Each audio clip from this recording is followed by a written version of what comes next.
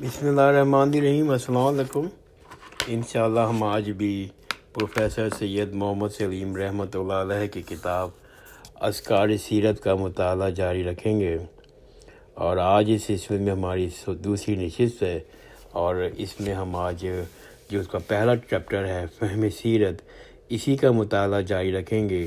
اور آج کا جو ٹاپک ہے وہ ہے بعثت نبوی کے لیے عرب کا انتخاب۔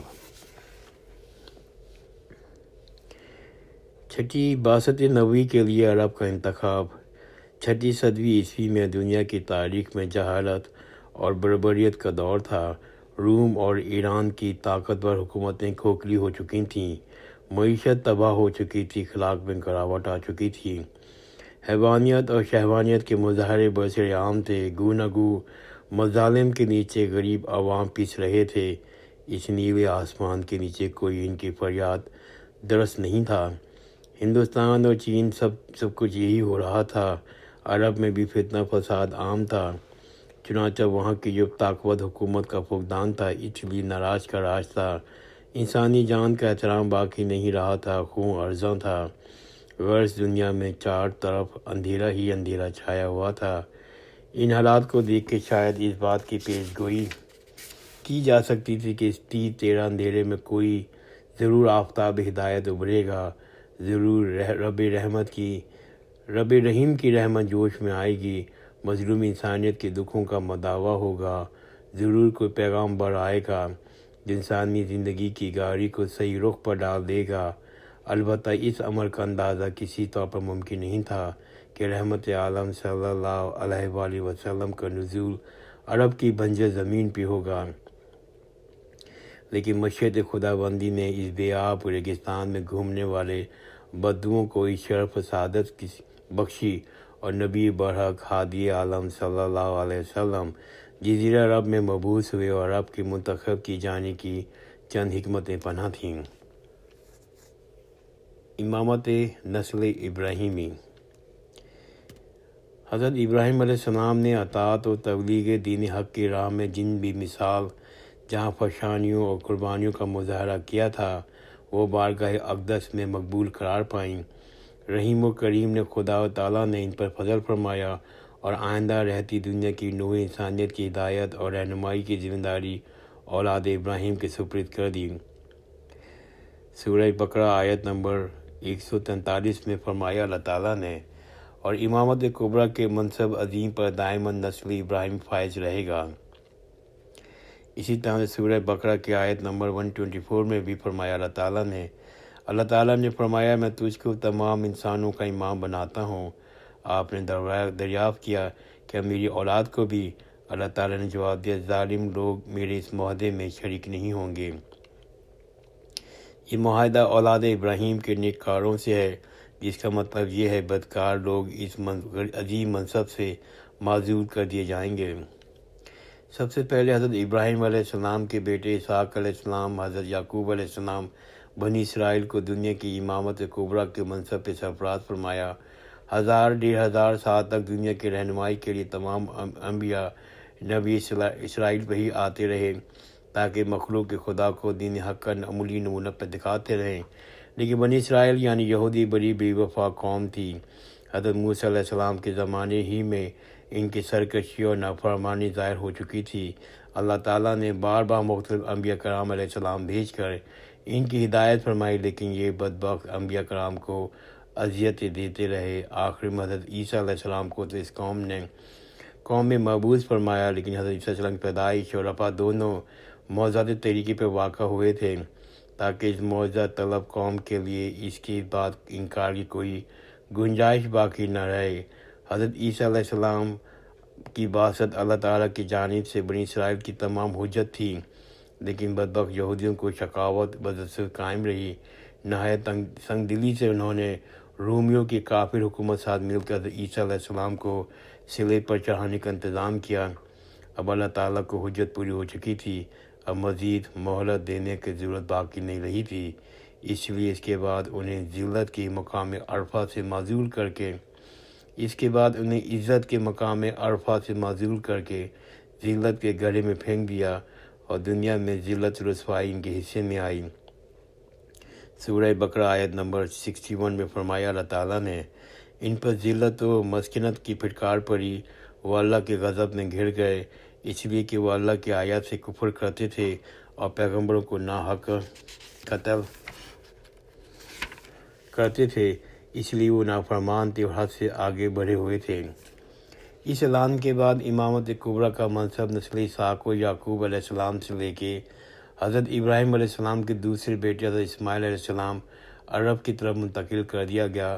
اس طرح نبوت بنی اسرائیل سے عربوں کو یعنی کہ بنی اسماعیل میں منتقل ہو گئی۔ عرب میں کوئی منظم حکومت نہ تھی۔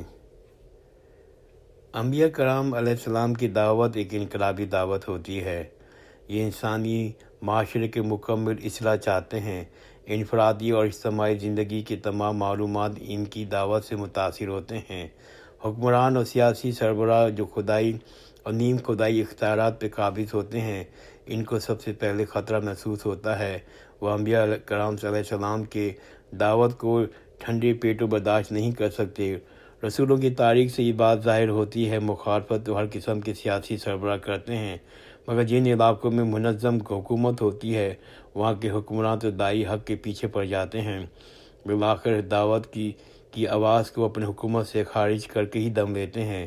حضرت ابراہیم علیہ السلام کو نمرود کی سلطنت چھوڑنی پڑ گئی تھی، حضرت موسیٰ علیہ السلام کو بھی فرعون کی مملکت کو خیر آباد کہنا پڑا، حضرت عیسیٰ علیہ السلام کو تو رومی حکومت نے بزم خود صلیب پر چڑھا دیا۔ ان حقائق کی روشنی میں مشیت خداوندی نے طے کیا کہ جدید دعوت اب کسی ایسے ملک سے اٹھنی چاہیے جہاں کوئی منظم حکومت نہ ہو۔ اس وقت ساری دنیا میں عرب ہی ایسا خطہ تھا جہاں قبائلی نراج کا دورہ تھا، کوئی منظم حکومت قائم نہیں تھی۔ اسی لیے اللہ تعالیٰ کی حکمت اس امر کے متقاضی ہوئی کہ نئے نبی کا بعثت عرب میں ہو۔ عربوں میں اخلاقی اتحاد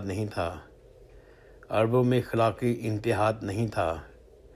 یہودیوں کی اصلاح کے لیے حضرت موسیٰ علیہ السلام کے وقت سے لے کے حضرت عیسیٰ علیہ السلام تک بہت سے انبیاء آئے تاکہ اس قوم کی اصلاح کریں، لیکن نبیوں کی اولادیں کہلانے والی خدا کی چہیتی بخود غلط قوم کو حال یوں کا تیوں رہا۔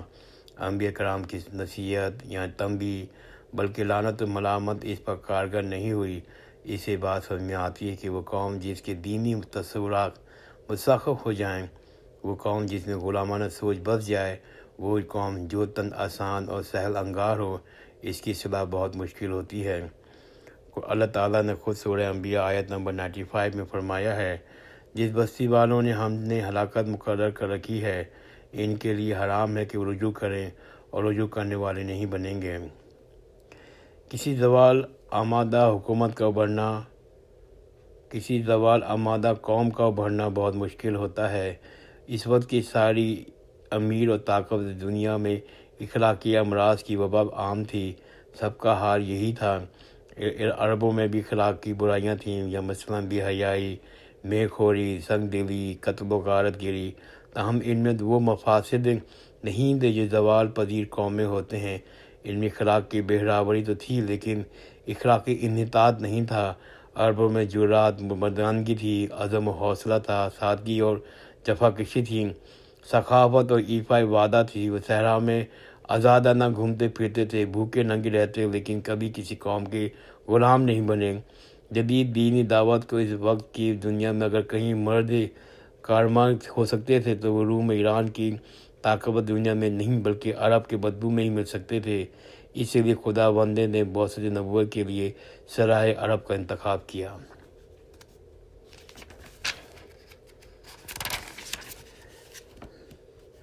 عرب وسط میں واقع ہے۔ عرب ایشیا، افریقہ اور یورپ کے سنگم میں واقع ہے۔